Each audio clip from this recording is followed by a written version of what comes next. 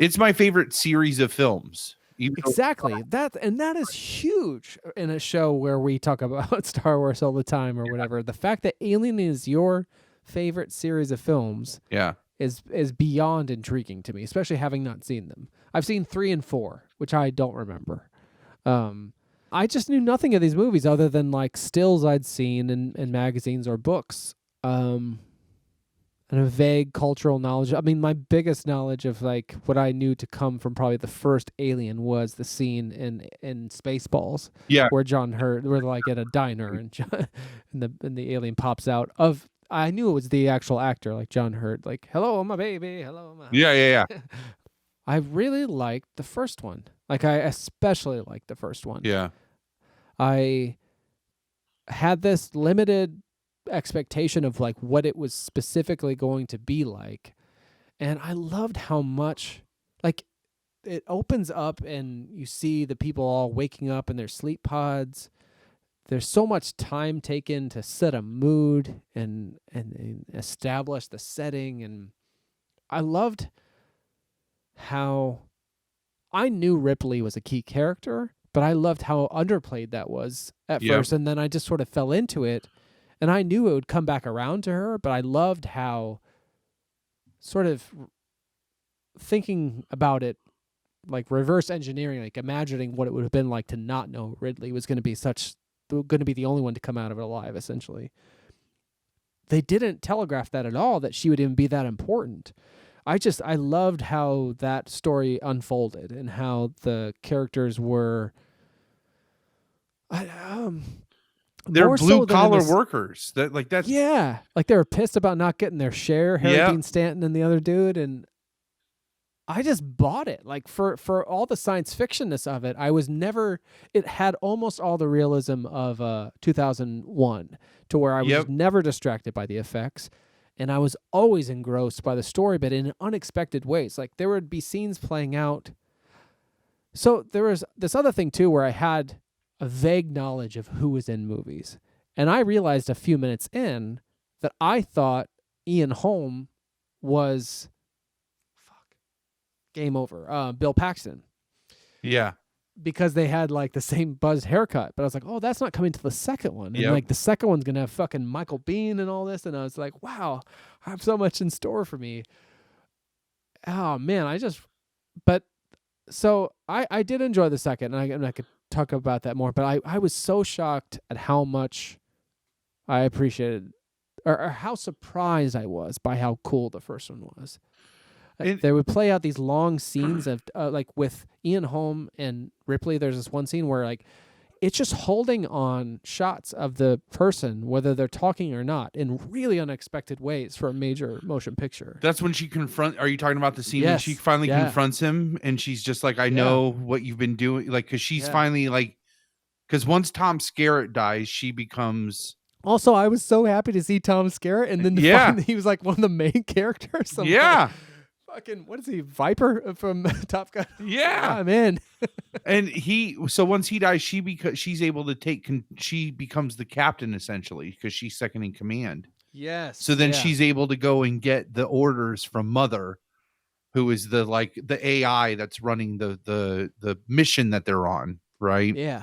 And that's when you find out that Ian Holm is a cyborg, essentially. Yes. Yeah. Who tries to take her, like, you find out that the company that they work for, which, if you know the universe, is Weyland/Weyland-Yutani, that Mother gave the cyborg orders that superseded rank, where like if the mission was threatened, the cyborg was allowed to kill the people, like to ensure that this alien life makes it back to Earth so they can militarize it, basically. Yeah. And that scene is super intense, and he like, well, and I mean, it's Ridley Scott, so there's not exposition. You're just thrown into the world, right? And I love that they're so blue collar like you were talking about how you weren't distracted by the special effects, which are phenomenal. Like the special effects are amazing, and they're in this giant when they go down and they Better than find the the second egg. one, I would argue. Like the first one, they're better. They're less noticeable. Yeah, well, in the second one, he uses a lot of he does a lot of miniature work and A model lot of work. blue. They get into Yeah, that whole Jim Cameron blue thing. yeah, and Before the blue cats, it's just a lot of blue hues. Is what? yeah. So, but in the first one, like the special effects are amazing, but you're not distracted by them because there to they're not there to wow you. They're there. I heard him in an interview talk about how like Aliens was supposed to be about like space truckers.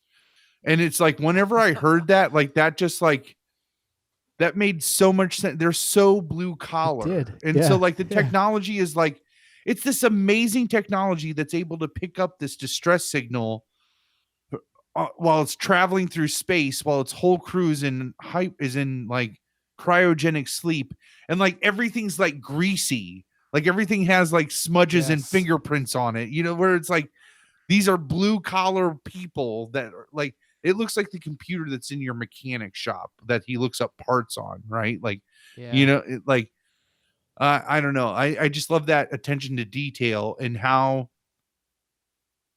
that ship, the Nostromo, it it is another character and like it's so atmospheric at times. That whole last segment when like the she has triggered the meltdown because she's got the plan and the warning is going off it dominates the soundtrack. Like there's not Mhm. music, there's not and she's like come on and like she's trying to like get the things to go back down and like fuck is it so awesome. Love it. Yeah. I want to hear a little bit more about your history with it. I want to share quickly. I when you said Space Truckers, that rung a bell. I'm like, that's a movie. There is As a I movie, yeah, searched, with Dennis and Hopper. with Dennis Hopper in 1996. Yeah. Um, but so I really liked it. The problem is, I was kind of like, because I was thinking I had this time during the day, maybe I could go to this one sort of media record store that I've been to only once in the Twin Cities that I really love, that I like to go back to, because you Yeah. told me about this magnificent box set with the documentaries. And for a while, I was just kind of thinking, it's like, I don't. It's a new thing to me. I don't necessarily need to go that crazy in. Like it's like I don't even know if I like it yet. And honestly, so much of it is so fucking gross to me. Like I Yeah. don't like the grossness. But talking about it now does make me want to go get that box. I fell into it. I really liked it. Yeah. And then maybe I can contrast a little bit. Not that I didn't like the second one, but I didn't like it as much. But I'd be curious to know. I just want to know a little bit more about this idea that it's like your favorite series, how you came to it, how it came to be your favorite series. Well, I came to it initially through the second one because this I feel like the second one just got so much more traction in the 80s just because it what came from the like action aspect versus the and when you look at it from an action movie versus a horror movie, Aliens is like a really good 80s action movie, right? Like as a standalone thing, like it's got all of the right beats, big guns, big explosions, aliens. Like I love the like um the Mexican woman that's in the platoon Oh who's yeah, the like one doing the pull ups like front and back. yeah. Uh and Paul Reiser and just like Yeah. Generally, I love Paul Reiser, but he oh pissed no. me off in this, which I Oh guess no, which obviously he's supposed to. yeah, he's a bad guy. Beady-eyed Again, motherfucker. makes you hate the company, right? Like hate Yeah, you the know. company. Yeah. And so initially I saw the second one, right? That got it just got a lot of play. HBO had it, which meant I got to watch it. Yeah. It just Yeah. got a lot of traction. And it wasn't until we moved up in the house on Sunset that I had set. I Where was your said, first house? The Sunset one I know. oh, we But lived in the villas before, like the apartments down the oh, like the like kind of near where the Hardys ended up. no. No, Um, closer to like Mainway Market. kind of I don't know. like if you know where the car wash is on Main Street down by Yes. IGA. So if you turn that street Oh. that the car wash is on, that's I forget what road that is, but like the first street on the right there is Oh. Fairlawn, Oh. and then Like there's all the oh. there's like the Yes. government. Yes. It's like it's income based housing is what it is. I think Moto and I went to like a babysitter around there. If I'm correct. That makes sense. Okay, that helps. Yeah. So we lived in that apartment for like 7 years.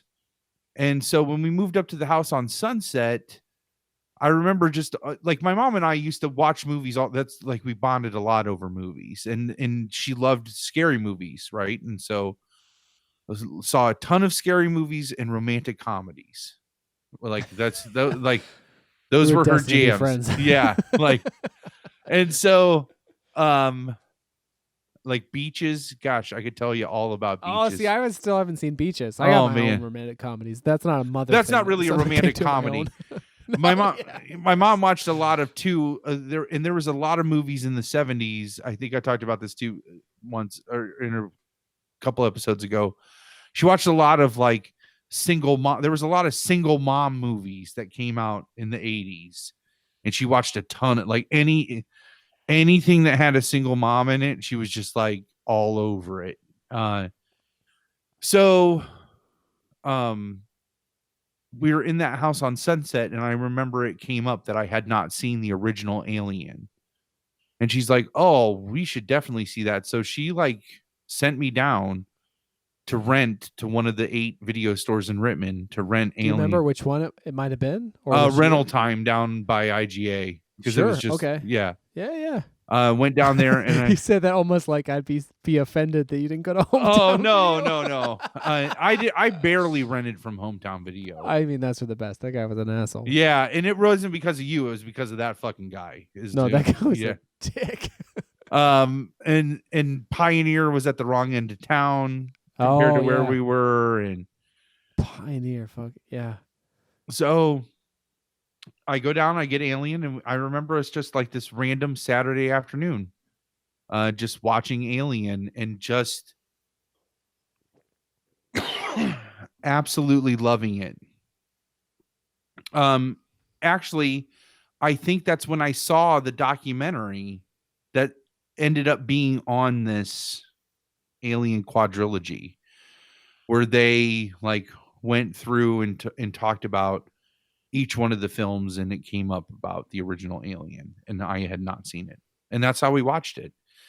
And since the fourth one hadn't come out yet, maybe the third one was out, and I had seen that by that point in time HBO had picked that one up, and I liked that one, and then really liked the first one a lot. And but when all is said and done, what I always come back to is that I look at them as 4 different genres that are all about the same thing.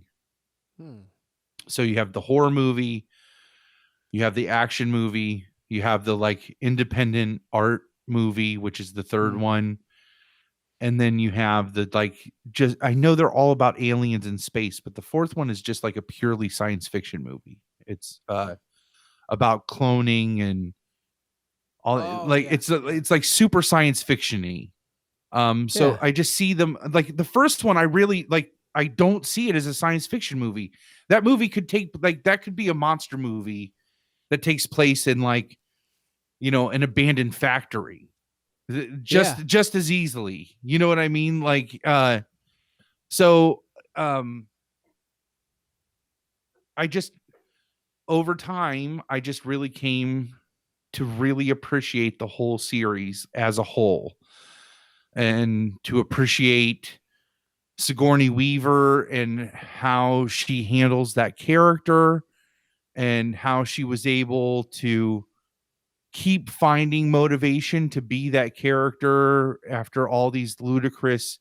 I mean, the behind the scenes for the third one is almost that the documentary on the making of the third one that's in that quadrilogy is almost as enticing as the movie itself.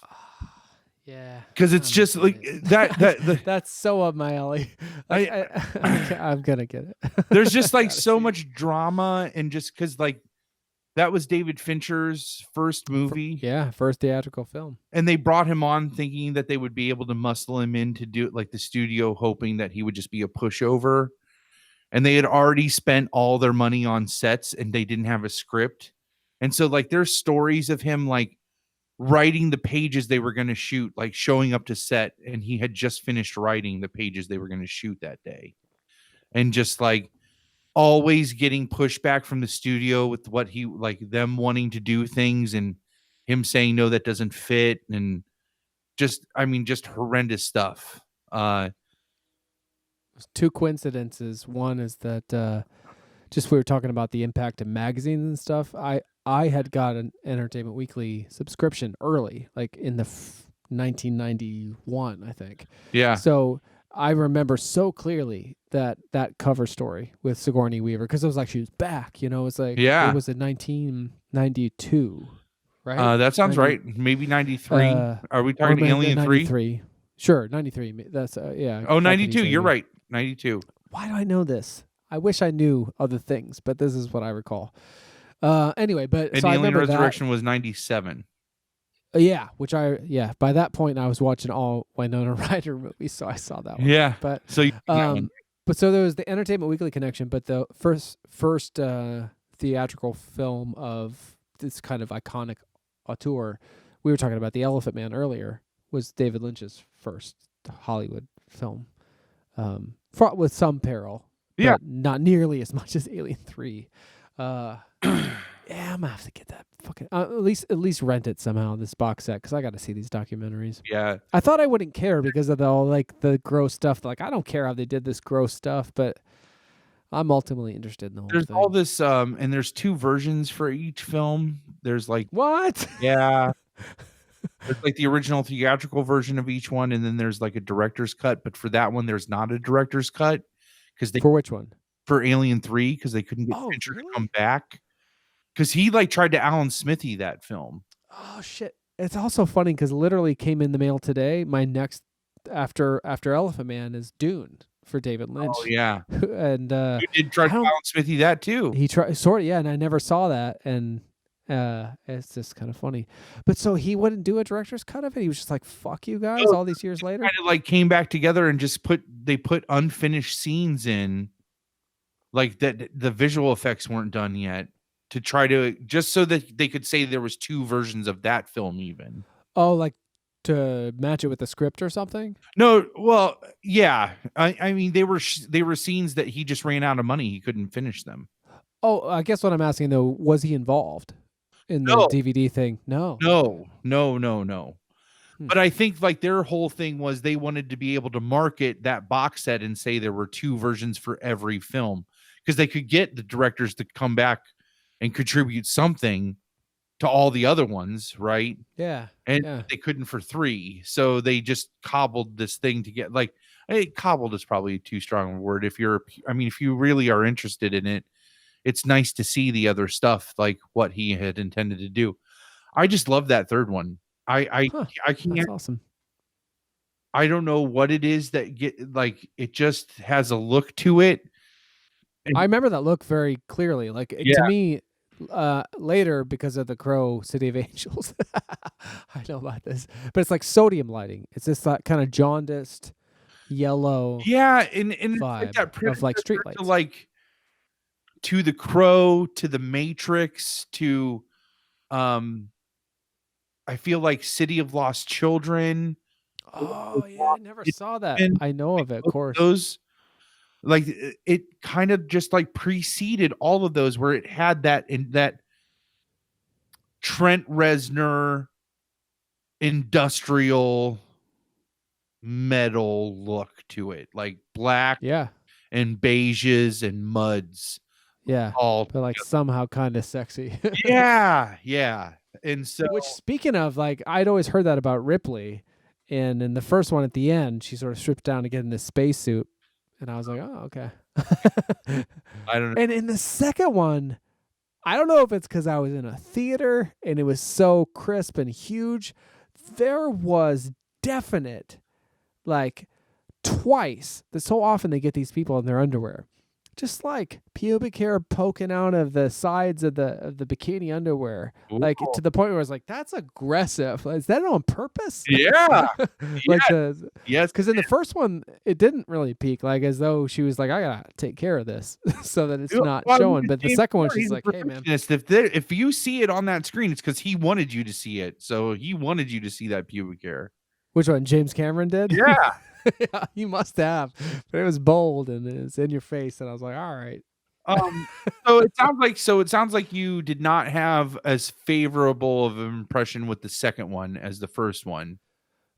Yeah. Yeah, I think it's more. It speaks more to how highly I regard the first one. Like there was, I love the mood set was amazing. The characters were so believable to me at all times, and I loved how it was just set up not in this cliched way of you knew who to follow and knew what was going to happen and knew to Yeah. care about this person because they were the hero. I fucking I loved that. So awesome in that. Like Which one? she's the other female that's on the crew with Yeah, I one. can't think of her name. Yeah, she Veronica, everyone like, in that movie was amazing. let me see here. I was just on it. Shit. Uh, What her character's name is, you mean? oh yeah, and I had trouble remembering people's character names. But I was really taken aback and surprised by how much I liked that Liam first is her movie. name. But like she's the one like the story goes that Ridley Scott did not tell anybody what exactly was going to happen in the chest burster scene. So Oh, he just really? kind of had John Hurt set up on the table and then brought everybody in. And so her reaction is like she gets like the face full of blood Yeah. and like Oh shit. all that is like authentic reaction. Um That movie, like, I feel that doesn't surprise me, but is awesome because that movie feels like nobody knows what's happening or what's going to befall them. Like, as yeah, an audience member, you don't know, even knowing kind of what you should expect. It was pretty cool. Whereas the second one, I found the second one like that. Well, okay. One more thing I want to say about the first one was in that long scene before you find out Ian Holm is a cyborg. They're having this discussion. He's like talking about how he respects the organism's drive to survive, something like that. yeah. And I knew in that moment, knowing where it was going to go, that was an important idea. And as it did sort of progress, and Ripley was the only one to persevere, I was like, well, you could say the same thing about her, but now ultimately it's like for the ages. Like that's that character. It's really, yeah, it's kind of moving. Like I get a little choked up thinking about it. Like, yeah, her drive to survive is so powerful. Like the character of Ripley's, not just this indomitable alien, sort of malignant And creature, and but the human spirit. so enticing about that is what does she have? Why is she driven so hard to survive than other pure survival? Like, because there are these giant gaps of time in between. That's another recurring theme that happens in these movies is like there are significant jumps in the time frame in between each one. And so you find out in the second one that she had a daughter. Did they show any like was this in your Oh, Newt. no, not Oh, you. wait. Like no No, you mean a real daughter, yeah, like a biological daughter? when she's back on Earth. So this is a deleted scene. You must not have seen No, uh, I don't know about this. the director's cut. You find out that Ripley, when she was on her mission, had a daughter. Like she was not supposed to be gone for that long. Oh, And so shit. she just like when she goes out into that escape pod at the end of the first one, she's expecting to just like instantly get picked up, but she gets picked up like years later, like decades later. And her daughter, who was like young, in this scene with Paul Reiser, he shows a photo of what's supposed to be her daughter, and she's an old woman. Where like you find out that Ripley lost all of the like Yeah, like 60 years. 60 years of her life and a daughter in that time. Like, and so it's interesting how this instinct to survive and how you picked up on that. But it's like, what does Ripley really have to live for other than just pure like I need to outlast this alien, you know? Um, Oh wow, that does change things. Obviously, this idea that she's trying to stay alive for something, because it feels like she is. I mean, for lack of a kind of alone. I mean, you never really get a context of like what her family situation is or anything. yeah. Wow, that's surprising. Ultimately, that they Changes would her leave that out. relationship with Newt on why she's so close to Newt. Yeah, The second one. Newt. And Yeah. yeah. Nobody calls me. Was Newt from like Philadelphia? It's like nobody calls me Rebecca. My name is Newt. I mean, Newt was adorable, but Newt definitely entered the pantheon for me, the personal pantheon of like it's Jonathan Harker and the 31 Dracula, of like Murtaugh and Lethal Weapon of like in Dracula. It's just always like Mina, Mina, Mina. And Murtaugh is always like, Riggs, Riggs. And now for me, it's Newt's being like, Ripley, Ripley. That's a good group to be in, I suppose. Yeah. But yeah, she was amazing, Newt. You know what? I think the cast is just as good. Again, it's just they are two drastically different movies, different kinds of movies that are about the same person and characters. You can't. I think it would be off-putting if the first time you saw Alien and Aliens back to back. That would like it was different. I was able to really intellectualize it to know like this is not the way anyone else encountered this. Yeah. Like there were 7 years in between.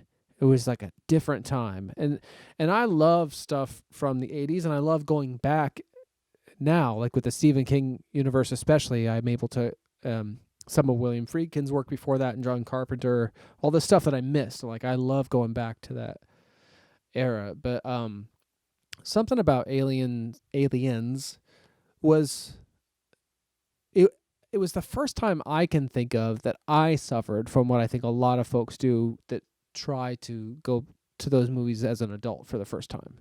Like it felt dated in a way that was problematic for me.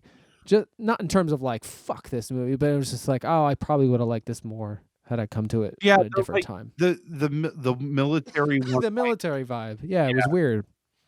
And even Bill Paxton, for as much as I knew that to be kind of lionized as this great thing, to me he just felt like really over the top and like false caricature.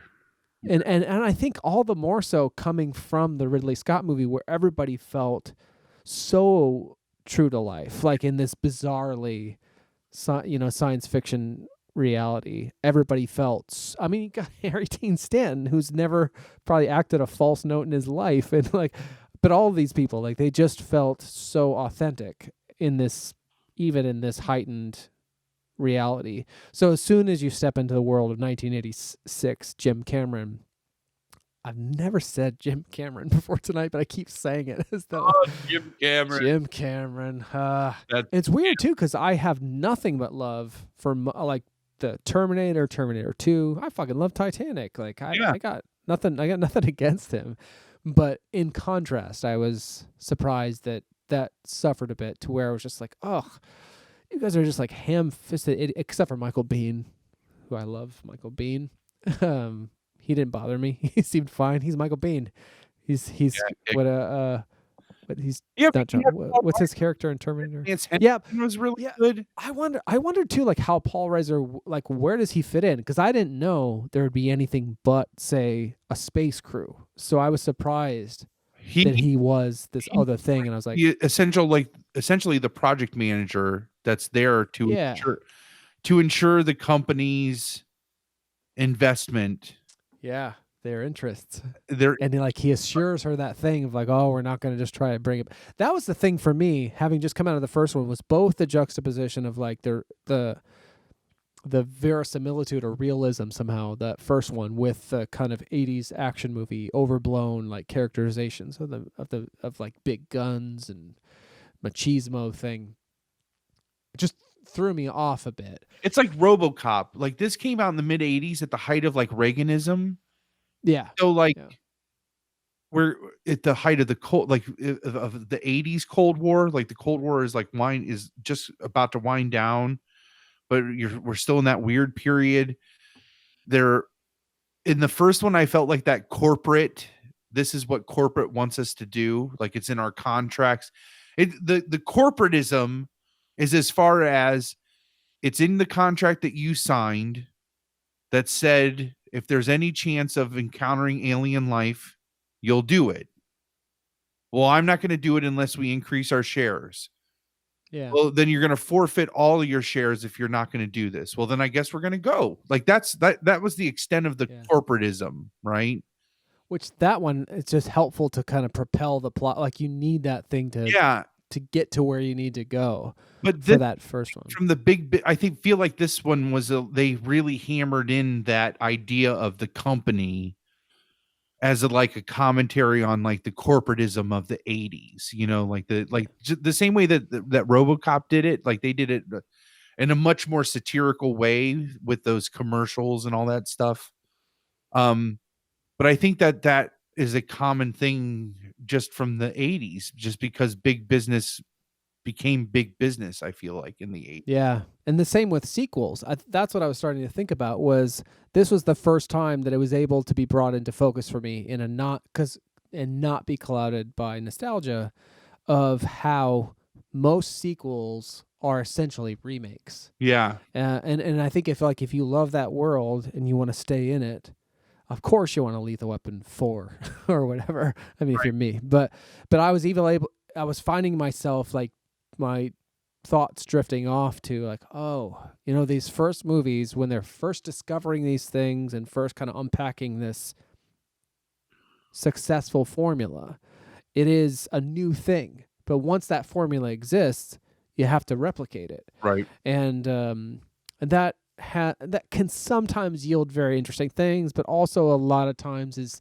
like diminishing returns. And so, or is at least different. And this was the first time I really experienced that. And so I found myself thinking a lot about that, like meta wise, watching Aliens, and also just thinking like, it's just so mad as an audience member. I was like, fucking listen to her, like from the beginning. Oh man, Of course they all the wouldn't. way from the get go. But they're like, again, I mean, James Cameron has a commentary, especially in his earlier works, and there's definitely he's saying something about society, like the over militarization, how they were like overconfident, like we're gonna go into this foreign land and save the day, and then they go in there and get their asses handed to them basically, and like Yeah. they're being led by a guy that has like zero combat experience whatsoever. Yeah. I was impressed by that dude. I can't remember his name, but when in this space where I felt everyone was kind of being over the top, I felt like that guy was kind of spot on. Yeah. And I'm glad you said that about James Jim having this kind of thing that he's probably trying to say, because I did notice that as it got towards say the middle of the movie, I realized like, oh, that stuff at the beginning that felt a little too big for me was obviously intentional, and they're kind of moving in this other direction. And I was able to You might like appreciate it more. the alternate version of this one. It might do a little better. You actually see the settlement before it's overrun by aliens. Like you see it populated with people and like Oh, wow. family and everything. You see all of that. I think even knowing what to expect, like Yeah. now I realize that talking about it, that I am just sort of in or interested to learn more. Yeah, I'm so glad that I had this like opportunity to go and spend time. Like I always meant to see these movies. Yeah. I was extra intrigued when I learned it was like your favorite series, And yeah, it was really cool to be able to go and just like devote. I mean, all that, the only thing I was doing other than watching the movies larger than life and seeing Ripley's pubic hair like you wouldn't believe was like eating burgers and Yeah, having a milkshake. that's awesome. A milkshake and pubes. There's Yeah, that's the go episode together title right there. perfectly. Milkshakes and pubes. Milkshake and pubes. Yeah, but I was into it.